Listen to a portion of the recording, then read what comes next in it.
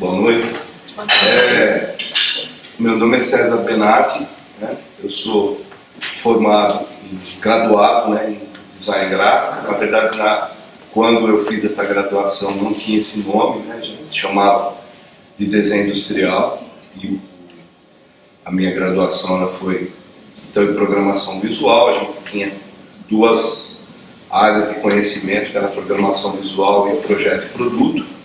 A área que era do nosso amigo Sidney, né? Isso foi no final dos anos 80 que eu comecei a me envolver com esse universo. Meu envolvimento começou como da maioria das pessoas que tem interesse por isso. Eu vou falar um pouquinho mais à frente. Posteriormente, depois eu já tenho alguns anos de atividade profissional, trabalhando com essa área de design. Vocês estão vendo que eu estou falando de design visual, né? A gente já não vai mais falar de design gráfico, vou explicar um pouco sobre isso também. Eu voltei a estudar, eu sou especialista em design gráfico e mestre em artes visuais. Inclusive, a minha dissertação de mestrado era justamente sobre essa relação entre o universo, né, a dimensão artística e a formação do design aqui no Brasil a partir da década de 50, que o Sidney já contou um pouquinho dessa história para vocês, e eu na minha dissertação de mestrado eu pesquisei isso daí com um recorte assim, justamente no trabalho do Vollner, né, que já tinha algum envolvimento com ele, eu já conhecia. Eu fui apresentado ao Vollner pelo Sidney, né? Primeiro eu conheci o Sidney, e o Sidney me ofereceu essa oportunidade muito grande de apresentar o Vollner, né? E a gente teve também todo esse relacionamento bacana, essa oportunidade de aprender muita coisa com ele e vivenciar uma série de coisas extremamente importantes, né? É uma coisa pelo qual eu sou muito grato, né? Eu tenho um orgulho, né? Me sinto muito privilegiado por ter tido essas oportunidades, né? Eu desde 2009, então já virou século. Desde 2009 eu me movi um pouquinho dessa área de trabalhar com projetos gráficos, que era o que eu fazia desde 1990, e comecei a lecionar também em cursos superiores, que eu estou fazendo até hoje. É uma coisa que eu gosto muito, que além de ser um trabalho, de ser uma profissão, uma coisa que me traz satisfação muito grande, né, que me permite estar em contato com uma série de pessoas extremamente interessantes, e uma coisa que eu descobri fazendo isso, que a gente lecionando, a gente aprende mais do que ensina, né? E quem me conhece, tem gente aqui que me conhece também dessa situação, sabe que eu costumo dizer que eu não gosto de falar assim que eu estou ali para ensinar nada para ninguém. O que nós fazemos é compartilhar aquilo que nós aprendemos no decorrer da nossa vida para outras pessoas que também estão interessadas em saber e em trabalhar com isso, né? O que eu trouxe aqui para falar para vocês é o seguinte: em 2016, o Alexandre Vollner ele foi convidado, ele foi homenageado, né, numa exposição na cidade de Ingolstadt, na Alemanha, que era uma exposição que chamava Der Logo mit den Kunst, ou seja, quando a inteligência se relaciona com a arte, né? Então, os profissionais que foram os designers, né, que foram homenageados nessa exposição, eram justamente aqueles que tinham essa trajetória, que integrava em algum momento da carreira deles, geralmente no começo, né, começaram como artistas de alguma forma, geralmente, né, e todos aqueles que foram homenageados lá tinham alguma relação com as vanguardas artísticas do século XX, né? E o Alexandre Vollner foi incluído, né, entre esses. É o único da América, do continente americano todo, que foi homenageado lá. Os outros eram europeus, né? E esse envolvimento que eu tive profissional com o Vollner, ele foi muito mais focado nessa produção, nesse trabalho que ele fazia, nessa atividade didática, que é uma coisa que ele sempre fez. Ele sempre teve muito essa preocupação de não se restringir exclusivamente a fazer o trabalho dele, a ter o escritório, fazer os projetos, comercializar esses projetos, vender e se limitar a isso. Ele sempre, como o Sidney também colocou aqui para vocês, ele teve essa oportunidade de estudar na Hochschule für Gestaltung, em UME, e ele tinha que voltar aqui para o Brasil para compartilhar isso que essa oportunidade, o que ele teve a oportunidade de aprender e vivenciar lá, que era uma coisa que ele fazia com uma seriedade muito grande, certo? Ele sempre deu uma importância muito grande para isso, e é um marco, né?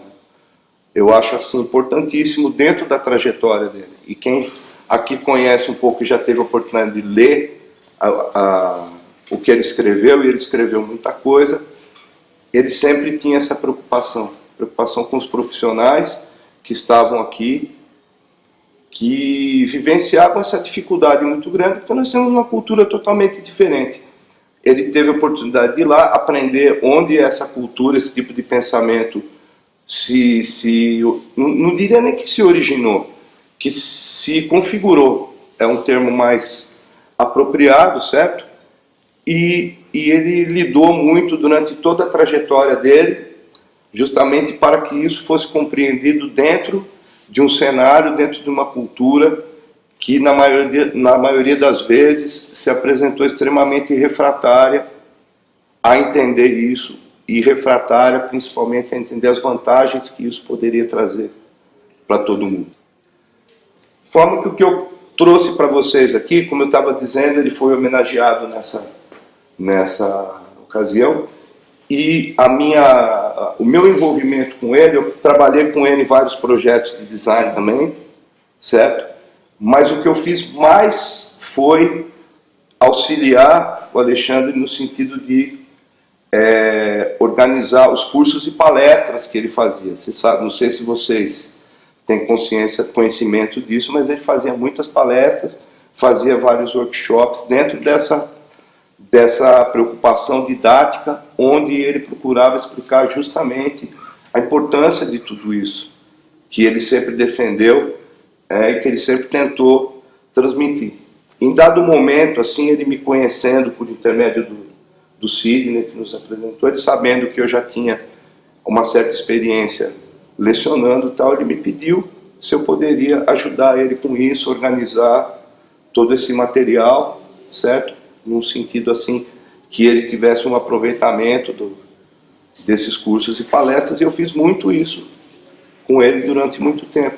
E essa ocasião que eu estou comentando com vocês, em 2016, ele foi apresentar uma palestra, então, no Museu für Konkrete Kunst, que fica na cidade de Ingolstadt, né, na Alemanha, e eu tive também a oportunidade de acompanhar ele, né, nesse evento, e nós organizamos, então, uma palestra que ele proferiu lá no museu, na ocasião desse evento, né? Ele era o único, naquele momento, era o único que ainda estava vivo dos homenageados, né?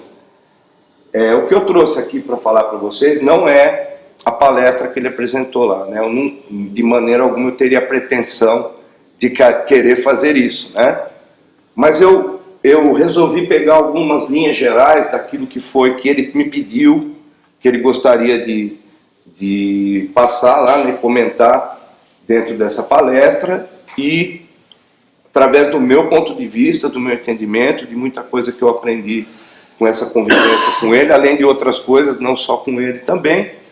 Então eu preparei algumas coisas para falar para vocês a respeito dessa questão do design visual e dois aspectos importantíssimos que são pertinentes quando a gente vai falar a respeito de design visual. Primeiro, por que a gente está usando o termo design visual e não design gráfico?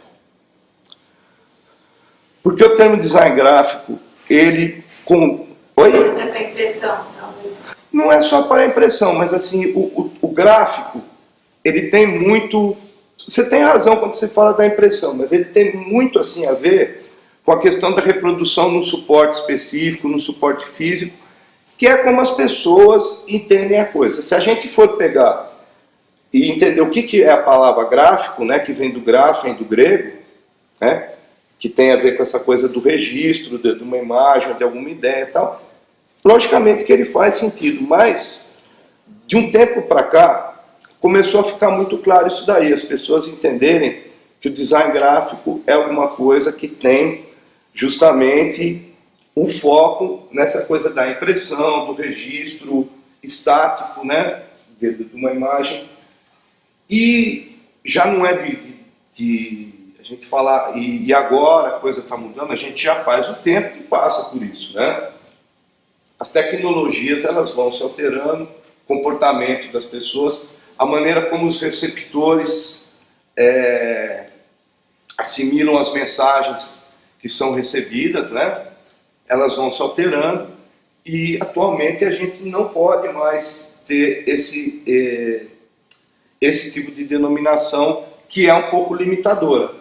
E por que a gente defende aqui e diz assim, design visual especifica melhor o que o profissional faz? Porque nós estamos tratando aqui não do objeto, do meio por onde a mensagem ela é veiculada, certo? Dos suportes, dos veículos, etc. Nós estamos tratando da relação, que é a coisa principal quando nós estamos conversando a respeito disso, né? A relação entre o emissor, né, da mensagem e o receptor. E no nosso caso específico, estamos nos referindo a mensagens que são programadas para serem comunicadas por meio da percepção visual. Então nós estamos nos referindo aos sentidos que o ser humano emprega para fazer esse diálogo, para fazer essa percepção, né? Essa imagem, vocês devem estar se perguntando desde quando a gente começou aqui, então tem esse objeto que nós estamos vendo aí, né? Por que isso está aqui? Para que a gente pense assim, a gente reflita o seguinte: esse processo de projetar mensagens visuais, a complexidade dele reside no fato de nós entendermos como isso vai ser percebido por quem está recebendo essa mensagem. Então nós temos duas situações. Aqui a gente está vendo um relógio, que ele é um relógio que não tem os algarismos. Ele tem apenas o suporte dele, que é uma circunferência. E nós temos ali, basicamente, tem 3, mas vamos deixar o ponteirinho menor. Temos 2 ponteiros. Então qualquer um de nós, né, qualquer ser humano que esteja inserido na sociedade, ele consegue olhar o relógio e saber que horas são. Por quê? Porque nós aprendemos, né, por vários dias, por vários caminhos, como entender, como interpretar essa mensagem. E aí eu mostrando isso para vocês é extremamente simples. Aí você fala, tá legal, tá tudo bem. Nós temos relógio assim, e temos um outro tipo de relógio, que é o relógio digital, que ele mostra os algarismos. Então, isso serve para a gente entender um problema que a gente tem ao projetar mensagens visuais, que é a dificuldade das pessoas em geral, que são aqueles que encomendam os projetos para os projetistas visuais, de perceber como isso pode ser feito dentro de uma agilidade, dentro de uma economia de elementos que vai fazer com que essa comunicação seja mais efetiva, que essa comunicação seja mais objetiva e funcional, como a gente está vendo ali, certo? Todo mundo consegue ver a hora por meio de um aparelho, de um dispositivo como esse, certo? Agora, quando as pessoas vão analisar um projeto de design visual, as pessoas não aceitam essa condição. Isso era uma das coisas, não nessas palavras que eu estou falando, né? Mas é uma das grandes preocupações que existem dentro dos problemas que a gente enfrenta no exercício da profissão, certo? E a gente procura então levar todo tipo de entendimento para que isso fique mais claro para as pessoas, né?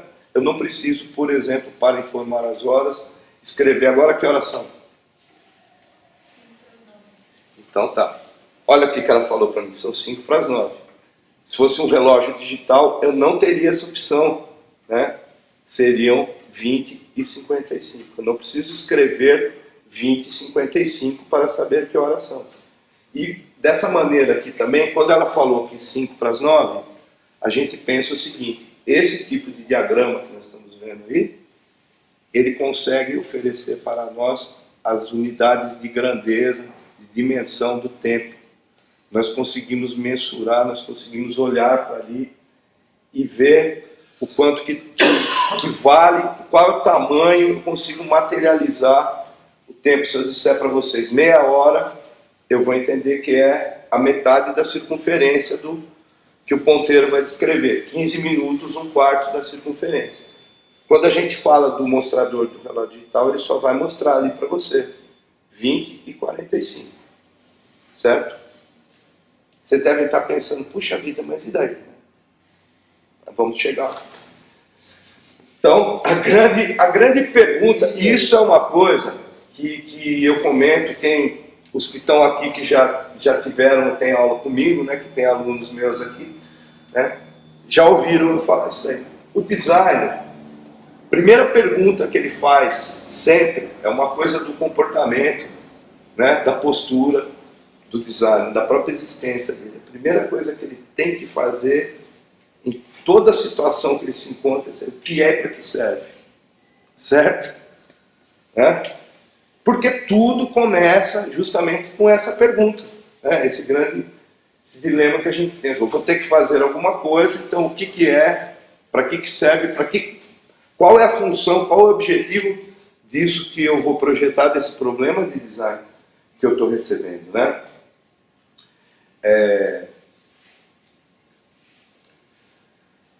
Uma questão que é importante, o Sidney começou a conversar sobre isso, eu vou prolongar um pouquinho, né? Uma das coisas que é muito frequente dentro da problemática do design, como o Sidney adiantou para vocês, é essa relação que a gente tem entre campos de atividade que, de certa forma, e no entendimento da grande maioria das pessoas, ou fazem a mesma coisa, ou para muitas pessoas, as pessoas trocam as funções de cada um, certo? É um pouco desagradável para mim ter que ficar falando disso, porque muitas vezes parece que a gente é chato, mas na verdade designer é chato mesmo, não dá para ser diferente. Eu diria para vocês que designer, se ele for chato, ele não for chato, dificilmente ele vai ser um bom profissional. Chato no sentido do quê? Isso é uma coisa que eu e o Sidney, nós brincamos muito assim, que nós aprendemos muito com o Alexandre Vonner, né? No sentido de ser rigoroso com as coisas, de não ser tolerante, assim, de falar, tudo bem, ó, isso daqui não está atendendo aquela necessidade específica que deveria, mas tudo bem, né? Pode ser assim também, né? Então é a gente entender que não é, a coisa tem que ser do jeito que ela tem que ser mesmo, né? E a gente tem esse debate, essa discussão que é um pouco incômoda, mas que não tem como não falar disso, né? É a questão dessa relação design, publicidade e marketing. Vocês estavam brincando, inclusive, quando do discurso do Sidney aqui, com relação a uma questão que envolve isso aí, que ele falou que teve muito debate disso, principalmente na década de 80, né? E aí as pessoas perguntam, mas puxa, mas como que é isso? Como é que define? Então a gente também precisa definir, precisa entender o que é isso daí. Não dá pra gente também ficar aqui fazendo um tipo de crítica dessa, reclamando das coisas, né? E não explicar direitinho, né? Então, primeira coisa que eu sempre gosto de deixar bem claro, ninguém, em momento nenhum, tem a intenção de dizer assim, ó, design é uma coisa muito bacana, muito bem pensada, muito inteligente, muito específica, e publicidade e marketing não é legal, porque às vezes, quando nós começamos a explicar isso, tem gente que entende que o objetivo, né, é chegar num ponto como esse. Claro que não é. Todas essas atividades, elas são importantes, elas têm o seu lugar, certo? Cada uma cumpre uma função específica, né, uma função objetiva, e um precisa do outro, certo? Se nós formos pensar, formos entender qual que é a trajetória, né, que dentro dessa área da comunicação visual, nós vamos perceber que uma depende da outra. Pra vocês terem uma ideia, você pode ter um escritório de design, fazer todo o projeto de design visual que seja assim de uma identidade corporativa de uma empresa, então planeja tudo, projeta a marca, todo o comportamento visual, né? E o que eu diria para vocês? Isso daí não garante que essa empresa vai ter sucesso, que essa instituição, ela vai precisar das outras áreas. Por quê? Para fazer com que as pessoas conheçam. Então, se vocês forem fazer uma pesquisa assim, vocês vão ver que tem marcas fortíssimas, que são identificadas por sinais gráficos que não são interessantes. E a gente tem também, do outro lado, instituições, empresas, entidades pequenas que quase ninguém conhece, mas eles têm uma identidade visual perfeita, maravilhosa, né? Que o que a gente entende por conta disso? Que isso daí é um componente que tem, mas não é o responsável por isso daí. Por isso que existe a publicidade e o marketing. Agora, a grande discussão que tem em torno disso reside num aspecto que é importante. A partir do momento que nós conseguimos entender isso, fica mais fácil para a gente falar a respeito. As áreas como publicidade e marketing, como elas trabalham com o comércio diretamente, ou seja, para vender as coisas. Então eles têm que anunciar, têm que divulgar, têm que persuadir, certo? As pessoas, convencer as pessoas a comprar alguma coisa. E isso tem que ser feito rápido e tem que ser feito a todo momento, tem que ser renovado com rapidez. Como o Sidney perguntou aqui, quem que lembra da última propaganda da Coca-Cola, não é?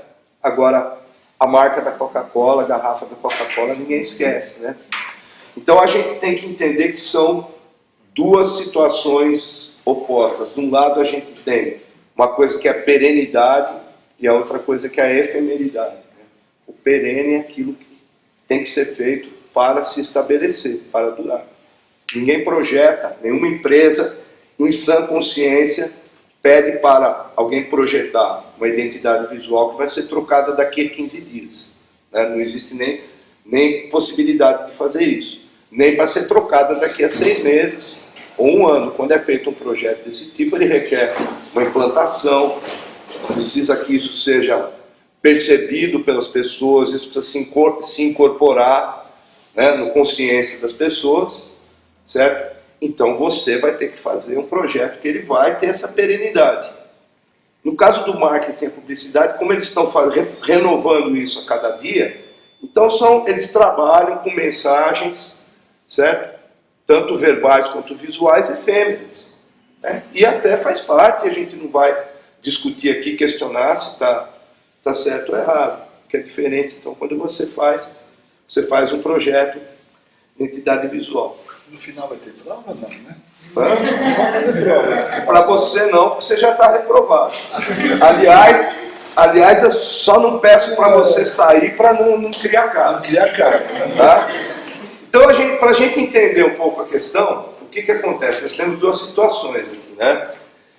E a grande diferença reside no seguinte: quando a gente está citando essa questão da perenidade e da efemeridade, nós trouxemos 2 exemplos aqui para vocês, que são... Nós não estamos falando de publicidade aqui, vocês não estão vendo nenhum anúncio, não estão vendo... Para que a gente possa entender onde que está a gravidade dessa problemática que eu estou trazendo para vocês, né? Então, ali na parte de cima, então vocês estão vendo que tem assim, design, e embaixo está publicidade e marketing. Daí vocês vão falar, nossa, mas essas latas de tinta, elas não são anúncios, isso é design também. Né? É um projeto de design porque é a identificação de uma embalagem, certo? Agora, onde que existe o problema que eu estou colocando para vocês para que leve à condução desse tipo de entendimento? Aqueles exemplos que nós estamos vendo ali em cima, e aqui não cabe, de maneira nenhuma, ninguém falar aquele está bonito, está feio, achei legal, não gostei. nós entendemos assim, essa questão da perenidade, ela exige um tipo de inteligência de projeto, certo? Que a gente não percebe no que está ali embaixo. Então, quem projetou aquelas latas ali de cima, elas são do escritório de design britânico chamado Turner Duckworth. É um escritório que faz trabalhos extremamente inteligentes nesse sentido que eu estou defendendo aqui para vocês. Então, se a gente perceber, quando eu comecei a falar para vocês de objetividade e funcionalidade, certo? Então, nós vamos analisar o que acontece naquelas embalagens, vocês vão ver que elas são objetivas no sentido seguinte: elas são latas de tinta e elas estão ilustradas com um pincel, que é a ferramenta que o usuário vai usar para pintar, e ali mostra a tinta na cor do conteúdo que tem dentro da lata. O problema, o que eles fizeram? Aqui dentro tem tinta, você vai comprar tinta para pintar. E o acabamento também, né? Que é o flawless. Matte Fish, Silk Fish. Ao passo que o que a gente vê ali embaixo, e aqui, gente, ó, não é o caso aqui de criticar, ninguém está aqui querendo dizer, olha, esse aqui é bom, esse aqui é ruim, esse está certo, esse está errado, ninguém está aqui falando isso. O que nós estamos querendo dizer é o seguinte, que o que a gente está vendo ali embaixo não é tratado como uma embalagem, ele é tratado como se fosse um anúncio publicitário do produto que vai ficar na prateleira. Então, são questões que aí nós gostamos de debater. Por quê? Porque a escolha de uma área de conhecimento não adequada para fazer o que está sendo feito. Porque tem tanta coisa na embalagem que eles não pensam na cor, né? Eles colam uma etiqueta com a cor do produto depois. É que isso não é relevante. A cor da tinta tem dentro não é relevante, né? Então, isso daí é uma... Você ganha na parte de propaganda a marca, né? Ali o cara bate o olho, ele vê souvenir, ele sabe que é tinta. Se não tivesse o nome, o cara ia ficar, o que é isso? Então ali é a força da marca, né? Não tem objetividade, a objetividade está em cima. Perfeito. E assim, é que nem eu falei, nós não vamos aqui discutir se um é melhor que o outro. Tá? As questões são entender Não tem uma função, justamente isso, entender justamente a função. Uma coisa que é muito marcante para entender isso é justamente a questão da embalagem, né? A questão da rotulação da embalagem. Porque a embalagem, se nós formos falar de embalagem em design, isso daqui é a ponta do iceberg, é a última coisa. Embalagem extremamente complexo, né? Não é uma coisa que envolve tanto design de produto quanto design visual, certo? O que a gente está falando aqui é só da comunicação visual da marca, não estamos nem falando de instrução, né? E aí vocês perguntam para mim, por quê? Eu fiz uma crítica agora, né? Eu apontei algumas coisas que são importantes. Aí a gente vai definir assim, mas então o que caracteriza um bom projeto? Aqui nós estamos falando de design visual. Uma coisa que o Sidney adiantou para vocês aqui, que é interessante, é o seguinte: todo projeto de design, né, ele exige metodologia. Não dá, e até eu diria o seguinte para vocês: se eu afirmar assim, eu vou fazer um projeto, isso exige que eu domine, que eu entenda qual é o procedimento metodológico para fazer isso. Senão eu penso que eu estou projetando e eu não estou projetando. Eu estou improvisando, são coisas diferentes. Ou eu estou combinando coisas de uma maneira empírica, certo? Que todo ser humano é capaz de fazer isso, tá? Mas por que a gente fala de metodologia? Porque a metodologia, além de garantir, né, que nós estamos indo no caminho certo, ela também proporciona que a gente projete em menos tempo e com mais precisão. Esse cara que a gente está vendo aí é o Bruno Munari, é um designer italiano, ele tem vários livros falando justamente sobre metodologia, que é uma coisa muito importante para projetar. Agora, onde que está a grande dificuldade? Quando o Sidney explicou para vocês aqui de metodologia, que eu não vou ficar repetindo o que ele falou, na área de design de produto, a gente tem, além da gente ter mais material, mais literatura, também é mais perceptível essas etapas, certo? Porque fica mais fácil para o projetista identificar, estabelecer esse roteiro. Então, quando a gente traz isso para a área do design visual, existe uma complicação muito grande. Primeiro, porque a gente não tem uma literatura bem definida com relação a isso, e porque, diferente da área do design de produto, que na sua estruturação lá atrás, como o Sidney falou, lá na virada do século XIX para o século XX, o design de produto ele vai assimilar muita coisa da indústria, da engenharia, das engenharias, da própria arquitetura, porque ele vai tratar da configuração material de um objeto, de um dispositivo, etc. Né?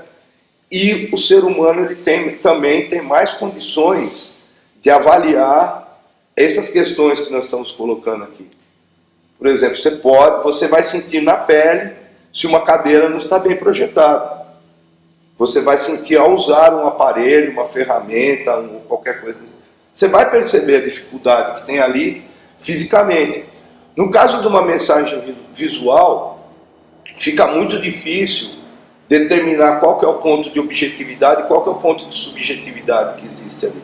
Como eu comentei com vocês lá atrás, né, eu fiz a dissertação de mestrado justamente pesquisando essa questão da relação da arte com o design, porque todo mundo fala assim, design não é arte, tal. Tá bom, design não é arte, mas vamos então definir por que não é, né? Por causa do que. Então o grande problema que tem com relação a isso é justamente essa questão de você projetar visando ter essa objetividade, quer dizer, as pessoas que vão usar esse projeto que você está fazendo, elas têm que entender aquilo direitinho, ele não pode ficar refém do meu ponto de vista, né, das minhas impressões a respeito das coisas que existem no mundo. Né?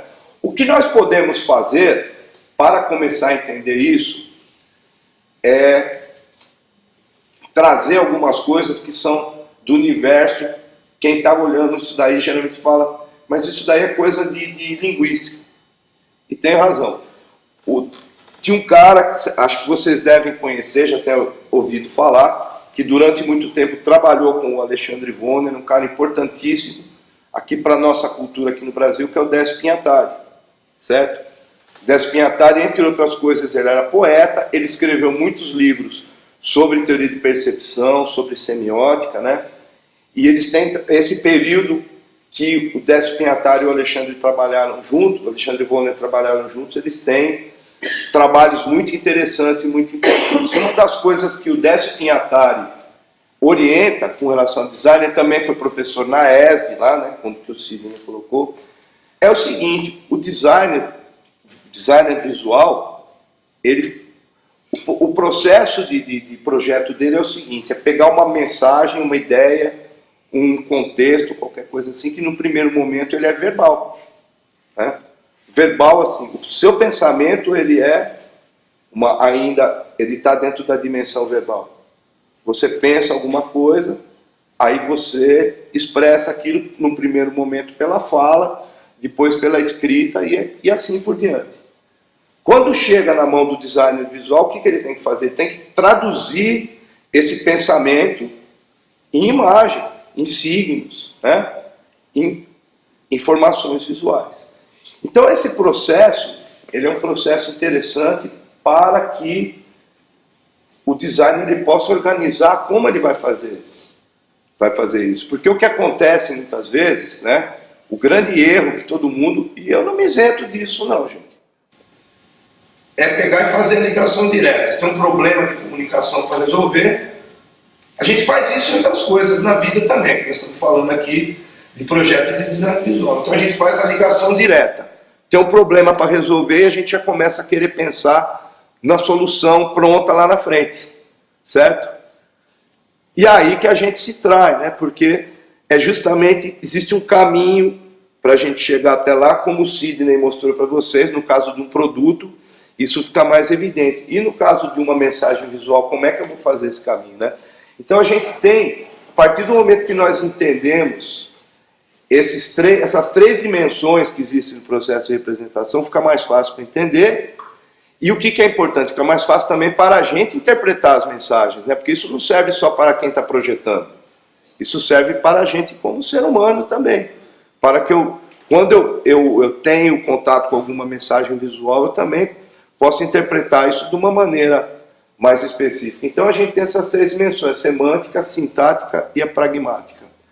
A semântica é aquilo que está por trás do que vai ser projetado, é o que dá sentido para ele. Então é o momento mais importante, é o mais difícil quando nós vamos fazer um projeto de identidade visual. Porque eu determinar como é que eu vou traduzir essa ideia, como é que eu vou fazer essa ideia verbal, essa ideia escrita tal, se transformar num signo visual.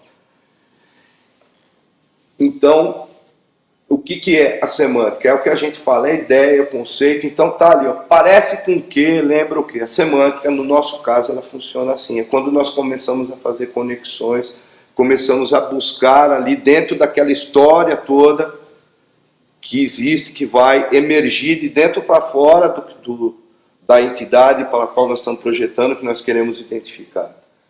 A dimensão sintática é a dimensão de como nós vamos representar isso. Tivemos a ideia? Como que nós vamos construir esse signo, como nós vamos construir essa mensagem. É tão importante quanto, né? Porque é ela que dita a configuração formal. Para vocês terem uma ideia, o Sidney, ele comentou aqui a evolução do design e tal, e em todo momento que vocês forem estudar isso daí, vai falar que alguma coisa começou na Alemanha, começou na Bauhaus, aí parou com a guerra, acabou a guerra, começou de novo com a Hochschule für Gestaltung, certo? Esse termo Gestaltung, os alemães não usam, para falar isso aqui que a gente está falando, eles não usam design. Eles não vão falar tanto de design visual, de design gráfico. Eles usam o termo Gestaltung, que vem da palavra alemã Gestalt, que não tem tradução, certo? Mas diz respeito exatamente àquilo ali, a configuração formal, como a forma se forma, como ela se organiza, que é uma coisa muito interessante, né?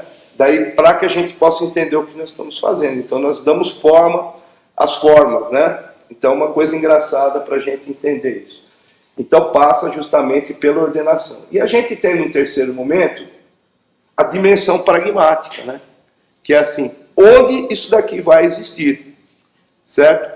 E a dimensão pragmática, ela determina, dentro do processo de criação, como nós vamos organizar primeiro aquilo que a gente pensou, depois no segundo momento, como nós vamos configurar, como nós vamos construir aquilo, e como que aquilo vai existir no mundo.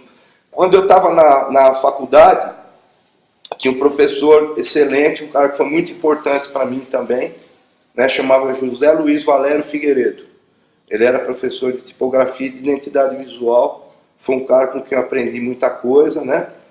E ele falava o seguinte, ele dava trabalhos para a gente fazer, uma vez era um trabalho para criar de identidade visual, e perguntaram para ele assim, ó, se eu for fazer um logotipo, né, como que eu sei que está bom? Ele falou, a resposta dele foi assim, você vai saber se está bom se você pegar aquilo que você está fazendo e você percebe que aquilo pode ser gravado num sabonete. Falou assim, o que você construiu, da maneira como você configurou, você estudou, ele pode ser gravado no sabonete, significa que ele vai poder existir em todo e qualquer material, em todo e qualquer meio de reprodução possível e imaginável, e as pessoas vão conseguir identificar e entender aquilo que você fez. Então, isso é uma coisinha muito simples que serviu muito para mim depois, durante todos esses anos. E essa daí é a dimensão pragmática, é a lógica do funcionamento. Uma coisa que o Vonner falava muito com relação a essa questão de projeto visual é o seguinte, muitas vezes, essa parte, o 3, é pragmática, ele falava assim, muitas vezes o comportamento visual ele é muito mais importante do que o próprio desenho do signo da marca. Ele falou, às vezes a marca mesmo ela pode não ser tão interessante, tão bem projetada, tão legal, assim, vamos dizer. Mas o comportamento dela tem que ser a maneira como ela é aplicada, porque é no comportamento que as pessoas vão entender isso daí. Então o projeto ele tem que entender tudo isso. Não tem como a gente projetar sem estar entendendo, sem estar projetando justamente, né?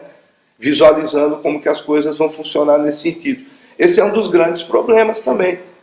Nós frequentemente temos contato com coisa que isso fica evidente. Fala, quando isso daí foi desenhado pensando só disso daí num fundo branco, sem mais nada em volta. Né? Foi desenhado na tela do computador, em algum lugar, imprimiu isso no papel branco, alguma coisa, falou, agora tá legal, tá bonito, adorei e tal. Só que isso não vai existir sozinho, isolado, numa tela branca com uma moldura branca em volta. Vai existir no mundo, aplicado em fachada, em rótulo de produto, em veículo, no site, na internet, em uniforme, enfim. E aí tem outras coisas que vão estar interferindo ali. Por isso que faz sentido a gente entender o comportamento, né? Ele é importantíssimo nesses casos. A dimensão semântica. Então eu trouxe aqui para vocês, né, como não podia deixar, alguns exemplos de trabalhos que o Vonner fez, que fica bem evidente entender isso, né? Quando a gente fala semântica, né, ela evolui da onde? Quando eu falei o que parece com o que, lembra o que. Então a gente tem esse caso aí que são os pistões, né, da metal leve. Então o resultado final, quer dizer, a marca da empresa, o signo que identifica é aquele pistão, e aí a gente vê aquele vermelho, a gente identifica a sigla, né, ML, e ele mostrava isso daí, ele fazia muita questão de apresentar as coisas, de deixar bem claro esse processo, que na verdade era essa preocupação didática que ele tinha de explicar isso para todo mundo, fazer as pessoas entenderem o que é um bom projeto, que é isso que eu estou colocando aqui para vocês, é o que é o diferencial que tem. Então, o que existe aí é justamente a questão do significado. Né? Ele é uma sigla, né? Ele poderia ser um M e um L, como a gente está vendo em preto ali. E aí ele transforma, ele é uma sigla ML, mas é uma sigla ML que ele tem o significado, quer dizer, ele tem os elementos, ele está representando essa instituição, essa empresa que é a Metal Leve. Um outro caso que ele gostava muito, né, que ele tinha um carinho muito especial por apresentar esse projeto, que é o da Indústrias de Papelão Klabin, né? Que é uma coisa que eles só mostraram, né, esse diagrama que a gente está vendo, é tão legal que não precisa nem falar nada, né? A apresentação do projeto ela já é design, né? Então nós vamos ali relacionando os elementos na sequência, nós vamos vendo como eles vão chegando ali, vão começando a participar, a se combinar até chegar no signo final ali, que é aquele que está verdinho no fundo. Então tem ali o rolo do papel, que é o material, tem o produto ali, que é a caixa de papelão. A caixa de papelão entra dentro da forma geométrica ali formada pelo rolo do papel sendo desenrolado, e o perfil da caixa de papelão naquela posição ele já vai configurar a letra K da indústria Klabin. É um projeto, como eu falei para vocês, ele gostava demais de mostrar isso aí para as pessoas entenderem esse processo, como que a semântica, como ela vai em direção à sintaxe, né? Esse outro também, ele gostava muito de explicar o processo criativo, né? Que é uma coisa muito impressionante, eu tinha um carinho muito grande por esse projeto também, que é o da Eucatex, né? Que é uma letra E, só que a letra E que tem todas as propriedades que fazem ela se associar ao aparelho auditivo humano, porque o Eucatex fazia revestimentos acústicos, né? Então é interessante quando ele apresenta isso daí, a quantidade de elementos ali para já mostrar para a gente, para você, lembra que eu falei, você transforma o verbal em visual.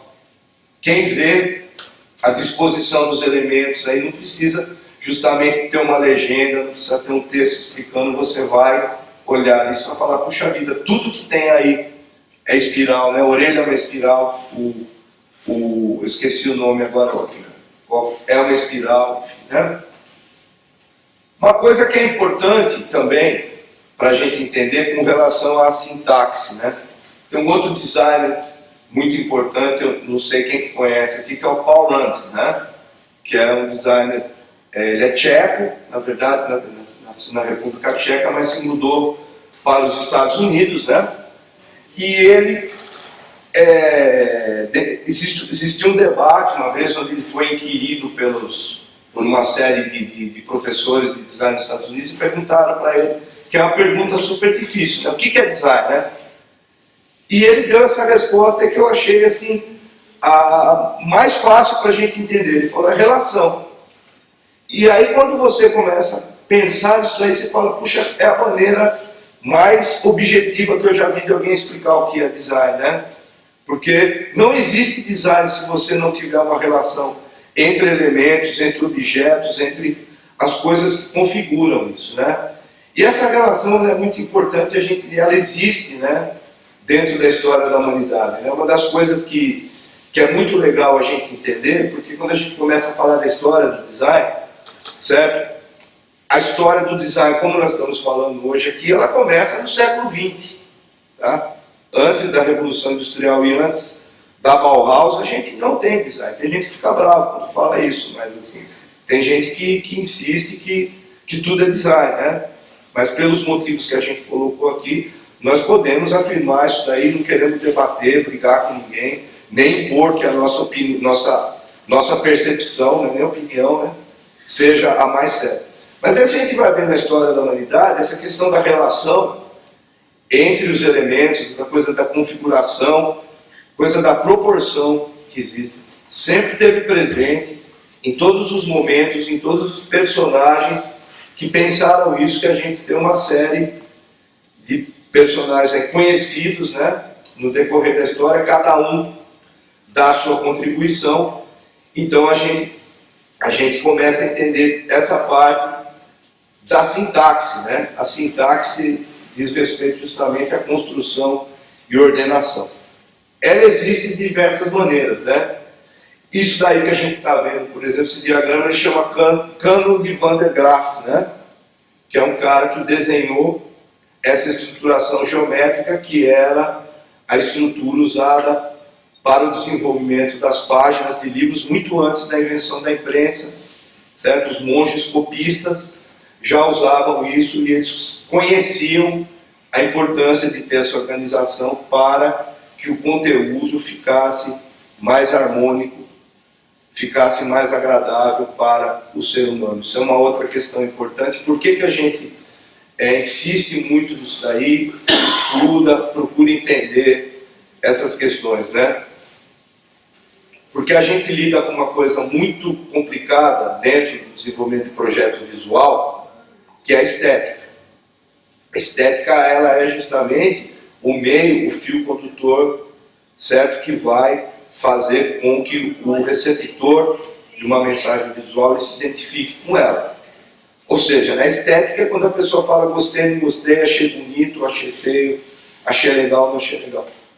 O projetista, né, o designer, ele não pode ficar condicionado a isso. Nós não temos condições e nem devemos, né, trabalhar em função disso daí, certo? Porque senão nós vamos estar atendendo a aspiração, né, e não a necessidade. É uma coisa diferente também, aspiração e necessidade. Nós vamos estar atendendo a aspiração daquela pessoa que pediu, que está responsável em encomendar aquilo, mas nós não vamos estar atendendo a necessidade, porque não estamos projetando para ele. Estamos projetando para as pessoas para quem ele vai, ele é o portador da mensagem. Nós estamos projetando para o receptor, né? Então essa é uma das grandes dificuldades. E para a gente chegar nesse resultado, nessa sofisticação estética, que é o que vai fazer as coisas ficarem bonitas, interessantes, agradáveis, uma linguagem mais fácil, mais popular, o caminho também é esse, né? Então, existe muita gente, né, que tenta colocar muita coisa, muito elemento, daí a gente entra naquela questão, naquele debate que é chato também. O pessoal fala que está muito complicado, como aquelas latas que a gente viu ali, né, que o Sérgio mesmo falou, tem muito elemento. Então, a questão da gente entender esse processo de construção, esse processo de equilibrar os elementos, de descobrir dentro de tudo aquilo que faz parte da mensagem, do projeto que nós estamos fazendo, dentro do suporte onde ele vai ser exibido, transmitido, até a distribuição, o tamanho, a dimensão dos elementos que estão ali dentro, ele é importante para a gente chegar nesse resultado, nessa condição estética. Então, muitas vezes, os elementos estão contando para a gente, indicando para a gente onde que eles devem estar, qual tamanho eles devem estar, até que cor. Então isso daí é uma coisa que é importante de ser percebida também para trabalhar com isso, essa questão da organização, né, da distribuição modular dos elementos, né, que ajuda, determina como que a gente vai se organizar. Vocês imaginem, por exemplo, você trabalhar dentro de uma área em branco e de repente você tem uma área onde você vai projetar que você tem todas as coordenadas, né, cartesianas, vamos chamar assim, determinadas e posicionadas, né? Aqui é a sintaxe, né? É um outro projeto do Von. Esse projeto, eu particularmente, eu tenho uma admiração muito grande por isso aí. Eu achei que foi desde da semântica até a sintaxe dele, ele é muito surpreendente, é muito brilhante. Primeiro, da percepção que ele teve de representar isso daí, para quem não conhece, né? É o signo que identifica uma empresa chamada Fechaduras Brasil, tá? E ele tem toda essa história, ele mostra, né, de uma maneira, não trouxe, que eu falei para vocês, não tem pretensão nenhuma de replicar aqui, né, o que ele fazia, né? Mas assim, ele mostra de uma maneira muito legal todo o processo, como ele chegou num signo que identificasse justamente. Então ele mostra ali Brasil, que é o nome da empresa, e a fechadura está tudo contido ali, e a sintaxe dele é fantástica, porque a gente percebe ali os elementos que vão constituir ele, né, na configuração geométrica, né, da economia de elementos que ele usa para conseguir obter esse resultado. O mais genial nessa marca, nessa questão da sintaxe, é o buraco da fechadura, que remete você para um equipamento que não está aí em nenhum momento. Né? E aí tem a ver com a Gestalt, com a percepção e o entendimento. E isso é design, né? É isso que é legal. Boa. E a questão que eu falei para você da pragmática, eu estava falando agora há pouco do comportamento visual, né? Então, uma coisa assim, eu me recordo nas primeiras oportunidades que eu comecei a frequentar o escritório do Von, e eu comecei a ver isso daí de uma maneira mais com calma, que eu pude prestar atenção e entender o que é. Uma coisa que me chamou muito a atenção, né, que me abriu um horizonte muito grande, que é justamente isso, né, que nós vimos lá atrás, como é fascinante a construção desse signo que identifica a Klabin. E depois é mais fascinante ainda você perceber como é estruturado o comportamento para isso, né? Uma coisa assim, cada coisa pensa ao mesmo tempo. O que é o mais interessante de se fazer isso?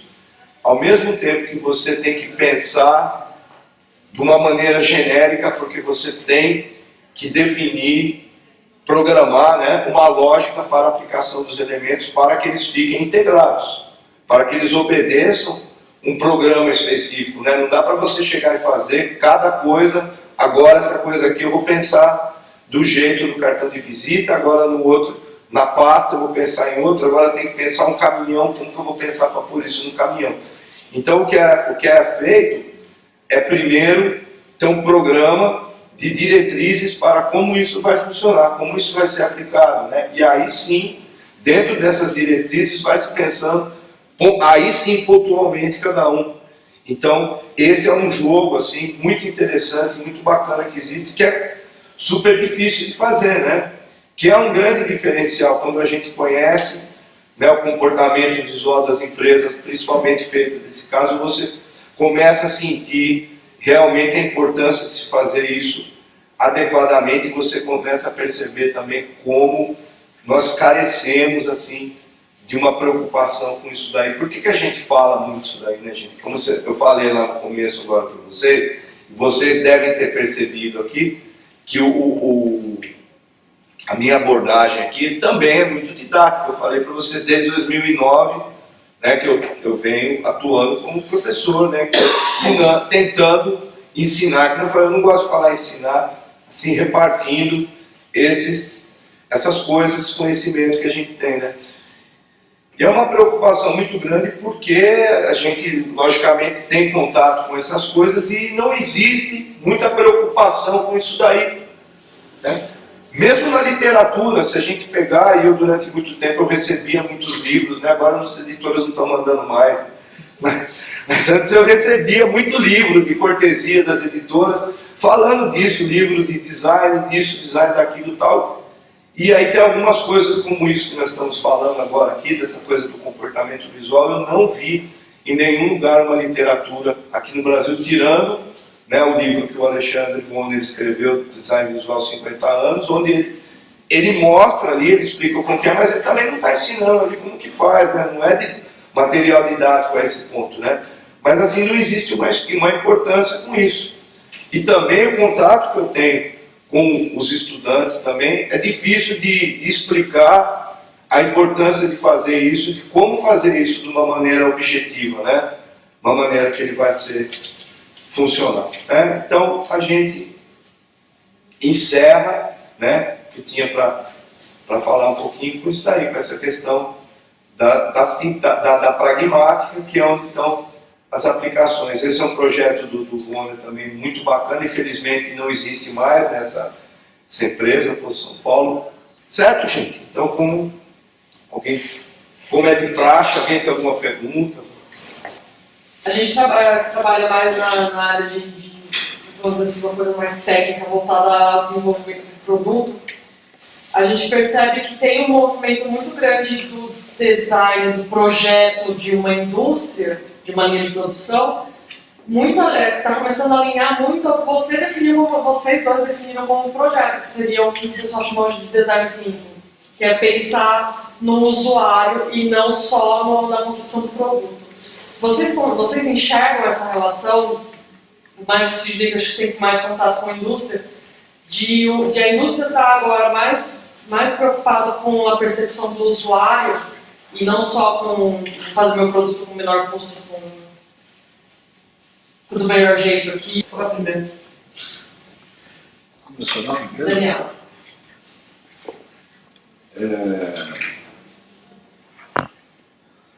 Algumas observações antes de responder a sua pergunta é assim, essa escola que nós acabamos de conversar com vocês aqui é a escola alemã de design, né? Essa rigidez, essa percepção, essa compreensão, a gente é herdada da Alemanha. Você tem outras escolas, que são escolas, tipo a escola italiana, ela é mais formalista do que funcionalista. E nós somos mais funcionais do que formais. Respondendo a sua pergunta, o que acontece é assim, as empresas, em cima do que o pai do marketing falou lá em 1950 em Batatinha, eles chegaram ao século XXI, e está quase no primeiro quarto desse novo século, em que a sociedade ela se divide em tribos. Por conta da democratização tecnológica, não tem mais... o meu telefone, por ser Apple, não é melhor do que o seu, que é Samsung. Mas então por que eu pago 10 mil reais no meu Apple e não pago 1.000 no Samsung? Então a percepção das empresas é assim, você tem hoje carros, não existe mais carro ruim. Então por que você compra Fiat em detrimento da Volkswagen? Então a empresa procura hoje, dentro desse termo, Design Thinking, né, uma possibilidade de mostrar para o consumidor dela que ela, não é bem o produto dela que é melhor, né? É o todo dela, que tem a ver com a Apple, por exemplo, né? A Apple é a primeira empresa do mundo que abateu o valor de $1 trilhão. Né? A Apple vale quase meio PIB brasileiro. Mas por quê? Porque lá atrás o Jobs era um cara visionário, né? Ele queria justamente fazer aquilo que você apertasse o botão e pá, conseguia chegar aqui de uma forma confortável. Quase se ferrou, etc. Então, as empresas hoje, elas estão muito preocupadas em fidelização, né? E essa aula magnífica que o César deu para nós é uma coisa fantástica, né? Mas as pessoas não têm a menor percepção disso, né? As pessoas têm a falsa ideia, né, de que tudo é muito simples. Eu não preciso me preocupar com isso. E aí isso é... Então, assim, as empresas... eu tenho uma outra palestra que eu falo sobre decisão de consumo, né? Que eu misturo um pouco essa questão do marketing, até porque eu sou pós-graduado em administração de marketing, né? E entendendo um pouco essa questão da administração do marketing, eu acabei fazendo um design um pouco melhor, até por conta de que eu dei uma misturada. Mas é assim, as empresas estão nessa história. Isso também é muito modismo também, né? Pensar design, não sei o quê, blá, blá. Mas pensar design, para você desenvolver um produto, custa muito dinheiro. E nós somos um país pobre.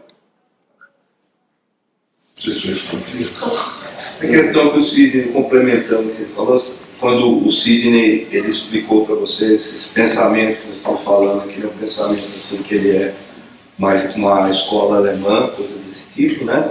É importante a gente explicar isso para vocês, porque assim, não é porque a gente gosta, que a gente aprendeu e falando assim, ó, esse daqui nós achamos bonito e nós vamos fazer assim, né? É por conta justamente de um entendimento de como a coisa funciona, porque você começa a conhecer aquilo com que você está se envolvendo, que é a sua profissão, e você tem o caminho de fazer as coisas aleatoriamente, você tem o caminho de começar a ler, pesquisar, querer saber como que é feito aquilo com que você está lidando, com que você está trabalhando, né? E daí quando você falou, por exemplo, esse negócio de design thinking, na escola que o Alexandre Von foi estudar na Alemanha, na década de 50, né? E vamos voltar, design thinking, hoje todo mundo fala em design thinking, em sustentabilidade, em produto ecológico. Ali quando os caras montaram aquela escola, já falavam tudo isso, já estava tudo dentro do conteúdo que tem ali. Mas assim, só recentemente agora, que as pessoas pegaram e falaram, vamos dar um nome bacaninha para isso, em inglês, para falar do inteiro, e vamos começar a propagar isso daí.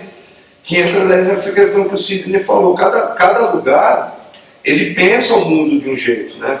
Agora, por que daí você não fala, por que vocês têm essa filiação, assim, essa preferência pelo que os caras fazem na Alemanha? Porque assim, a cultura da Alemanha é moldada de um jeito. Tem um cara, ele chama Ladislas Mendel, é um tipógrafo romeno. Ele escreveu um livro que chama Escrita, Espelho das Culturas e das Sociedades. E ali tem um capítulo que ele está falando justamente sobre isso. Da onde que vem o pensamento, como que as pessoas pensam as coisas e por que, por exemplo, que você falou, o alemão, ele é assim, assim, assim, o italiano ele é daquele jeito, o francês ele é do outro jeito, etc. Isso daí é uma coisa meio um estereótipo, mas ele tem um fundamento, ele tem alguma coisa. Então ele explica para a gente o seguinte, os países que hoje assim, são países latinos, vamos dividir assim para ficar mais fácil, eles estão em regiões geográficas e eles passaram por situações e tal, que o pensamento deles se moldou de uma maneira. Ou seja, como que nem o Sidney falou, a gente é mais sossegado, a gente acha tudo muito simples, que as coisas vão acontecer a qualquer momento. Por quê? Porque nós estamos acostumados, aqui no Brasil também, se rachar a calçada, você passar ali e ninguém arrumar, você passar dali 2 meses ali que quebrou a calçada, tem uma toceira de mato desse tamanho que cresceu sozinho ali, né?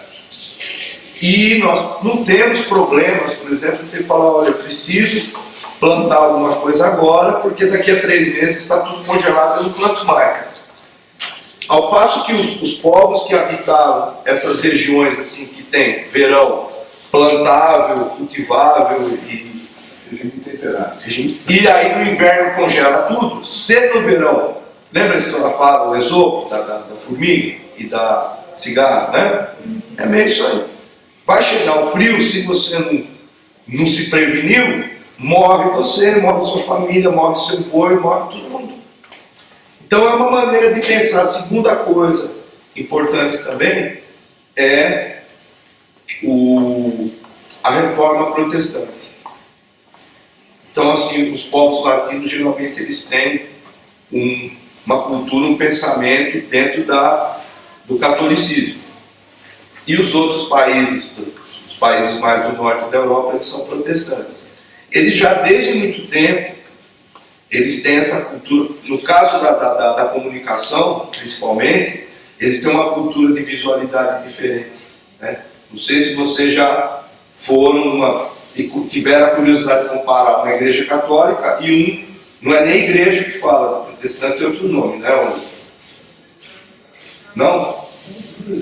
Igreja também. A igreja católica ela é decorada, toda cheia de imagens. Uma igreja luterana. Uma igreja luterana não tem imagem, não tem decoração, é mais simples. Isso também reflete o modo de pensamento. Quando o Sidney fala, por exemplo, design italiano mais formalista, vai naquilo que quando eu falei para vocês, questão da estética. Então a gente entende assim, a estética, se você projetar, seja produto, seja uma comunicação, se você projetar de dentro para fora, você entende a ideia que você quer passar e como você organiza tudo, você estrutura tudo aquilo, vai chegar um momento que aquilo está tudo organizadinho, tudo bonitinho. O outro formalismo, não sei se eu falar alguma coisa meio diferente, você complementa ou corrige. É você já pensar diretamente, eu vou pensar uma coisa bonita de fora para dentro, uma forma legal, né?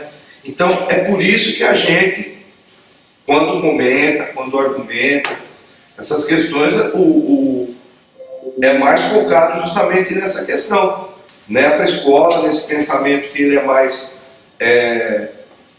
vamos dizer assim, germânico, né? Porque é onde a coisa emergiu. Eles entenderam de uma maneira muito simples e esse tipo de pensamento ele combina direitinho para que a gente atinja os objetivos que a gente falou aqui para vocês que tem. Então lá na escola de por exemplo, essa coisa de design team, o Sidney falou ali sobre o Dieter Hans, que era o projetista, ele já falava tudo isso daí em 1952, 53. Hoje que a gente está ouvindo todo mundo falar disso, durante muito tempo era uma coisa muito restrita, né?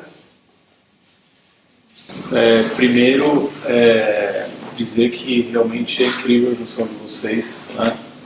Quando a gente pensa nas questões iniciais, quer dizer, a resposta para a pergunta que a gente fez inicialmente de por que no Brasil, né? Isso parece que se repete, quer dizer, você repetiu na tua fala, do César, a gente sente, quer dizer, essa inquietação, esse incômodo, né? Com a ausência de um voo que não seja o voo da galinha.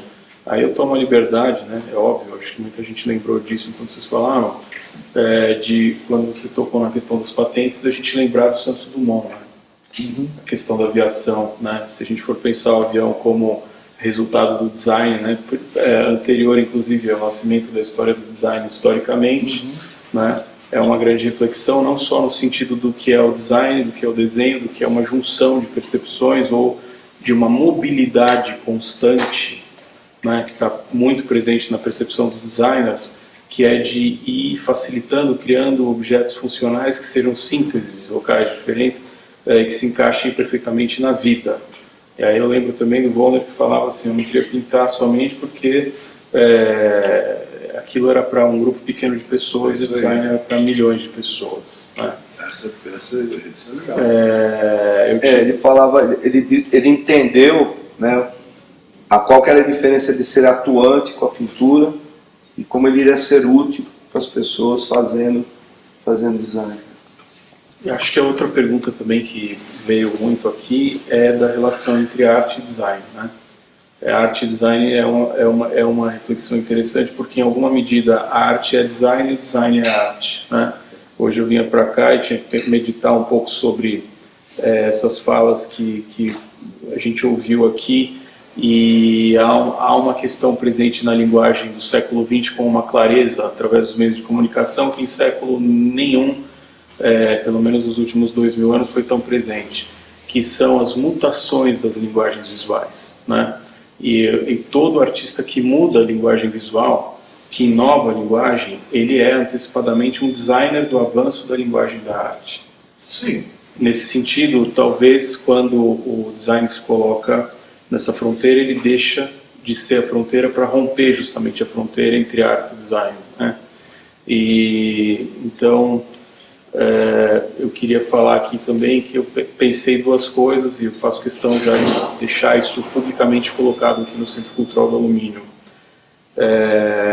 Acho que não tem a última palavra do Wollner nas palavras do César, né? É sempre um renascimento das coisas.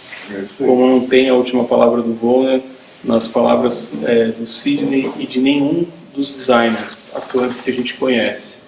Então, uma das respostas também possíveis para essa inquietação de que a gente não dê voo somente como o voo da galinha, mas que a gente voe mais amplamente, talvez pensar que o que nós vimos aqui, porque realmente, César, é um conteúdo extraordinário, né? O que você trouxe para a gente. Eu acho que ele toca profundamente, e a forma como você colocou também, a gente percebe que pode se multiplicar muito.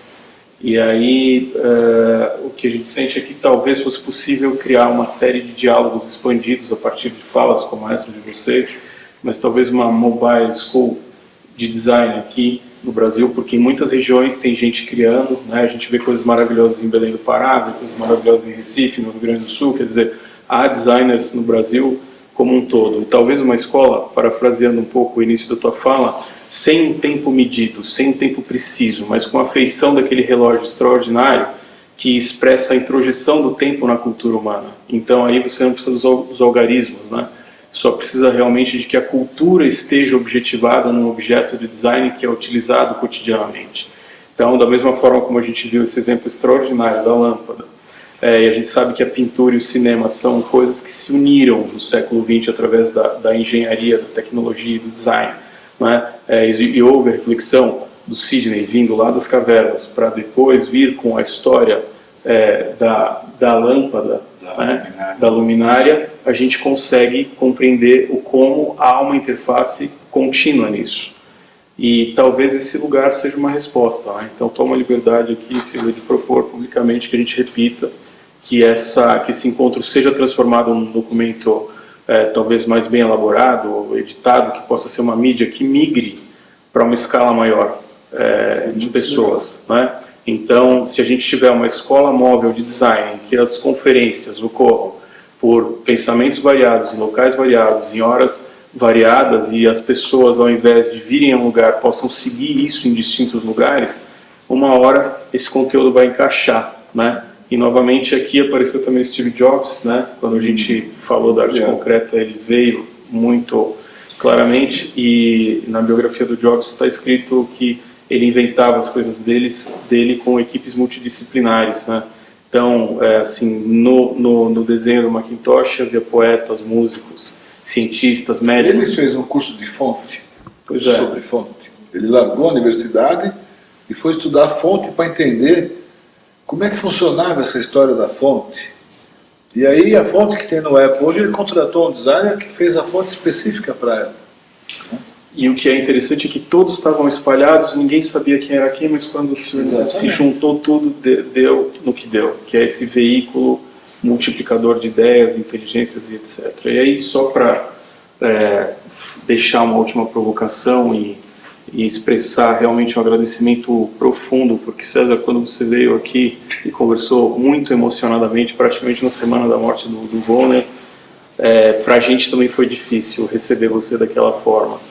Então, o teu gesto de vir até aqui, de trazer o Sidney e de deixar para a gente esse legado incrível, né, que foi esse teu caminho de preparar essa última fala oficial do Wollner, eu acho que te dá o dever de uma missão, e a gente, com certeza, todo mundo aqui foi extremamente contemplado com a poesia que isso tem, né? E uma das outras conversas que a gente teve aqui com outro colega de geração do Wollner é sobre o Ronaldo Azeredo, né? Eu quis mostrar isso aqui para vocês porque eu sinto esses dois aqui beirando a arte o tempo todo. Isso é um poema do Ronaldo Azeredo, em que ele, através da imaginação, da Gestalt, da bandeirinha do Volpi, que foi um parceiro e amigo dele, e do Saciloto, que criou o corte e dobra, ele cortou e dobrou a bandeirinha do Volpi e fez poesia. Isso é poesia. Legal, né? Então, assim,